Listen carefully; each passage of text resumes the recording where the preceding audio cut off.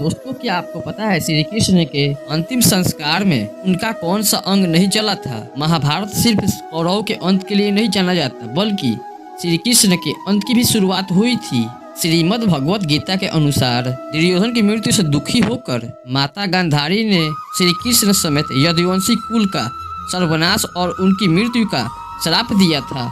माना जाता है कि महाभारत के युद्ध के 36 वर्ष साल बाद ही श्री कृष्ण एक पेड़ के नीचे योग समाधि ले रहे थे। अब जारा नाम का एक शिकारी एक हिरण का पीछा करते करते वहां पहुंच गया और उसने श्री कृष्ण के हिलते हुए पैरों को हिरण की आंख समझ लिया और अपनी तीर चला दी।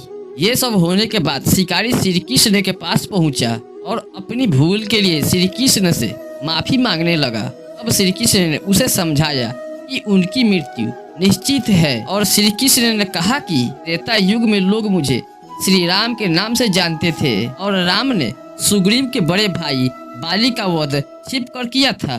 दोस्तों, ऐसा भी कहा जाता है कि श्री कृष्ण की मृत्यु के बाद ही कलयुग का आरंभ हुआ था और इतना कहने के बाद ही श्री कृष्ण ने अपना देह त्याग दिया। और ऐसा भी कहा जाता है कि जब अर्जुन द्वारिका आए तो उन्होंने देखा कि श्री कृष्ण और बलराम जी दोनों ही अपने देह त्याग दिए हैं और अपने निज धाम लौट गए हैं। दोनों की आत्मा के शांति के लिए अर्जुन ने उनका पिंडदान किया था। और मैं आपको एक बात बताना चाहता हूँ कि दोस्तों, अगर आपने हमारे चैनल को अभी तक सब्सक्राइब नहीं किया है तो कर ले, क्योंकि आपको ऐसा वीडियो हमेशा ही मिलता ही रहेगा। चलिए दोस्तों, अब करते हैं ज्ञान की बात।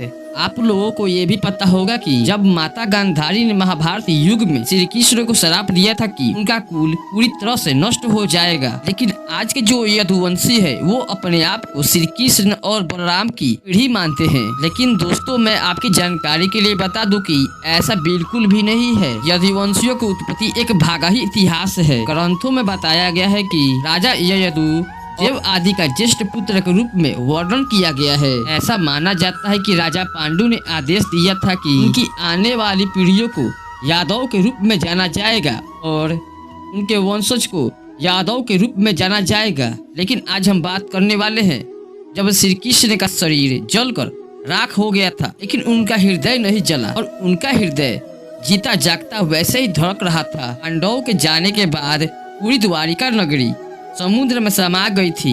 श्री कृष्ण समेत सब कुछ पानी में समा गया था। माना जाता है कि अंकितापुरी के राजा इंद्रयुमन भगवान विष्णु के बहुत ही बड़े भक्त थे और वो उनका दर्शन करना चाहते थे। एक दिन राजा ने अपने सपने में देखा कि भगवान विष्णु उनको नील माधव के रूप में दर्शन देंगे। राजा अगली सुबह नील माधव की खोज में निकल गए और जब उनको नील माधव मिले तो अपने साथ लेकर आए और भगवान जगन्नाथ के भीतर स्थापना कर दी। एक दिन राजा इंद्रयुमन को लोहे की एक मुलायम में पिंड मिला।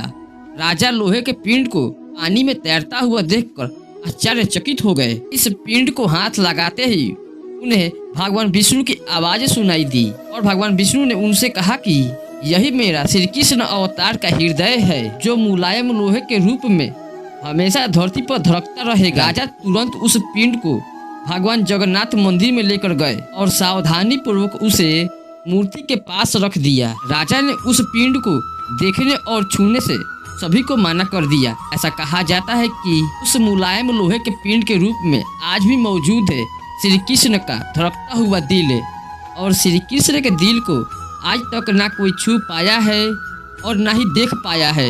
मान्यताओं के अनुसार श्री कृष्ण का दिल आज भी भगवान जगन्नाथपुरी में स्थित है और आज तक इसे किसी ने नहीं देख पाया। 12 वर्षों के बाद जब श्री कृष्ण की मूर्ति को बदली जाती है तो पुजारी अपने आंखों पर काला पट्टी बांधकर अपनी धर्म आस्था के साथ ही उस दिल को दूसरे मूर्ति में स्थापित करते हैं और वो श्री कृष्ण का दिल बिल्कुल ही दूसरे मूर्ति में ठीक उसी जगह पर जाकर स्थापित हो जाती है। दोस्तों, ये जानकारी आप सबको कैसी लगी हमें कमेंट सेक्शन में जरूर बताएं और वीडियो अच्छी लगी हो तो वीडियो को लाइक करें और चैनल को सब्सक्राइब करें, क्योंकि आपको ऐसा वीडियो हमेशा मिलता ही रहेगा।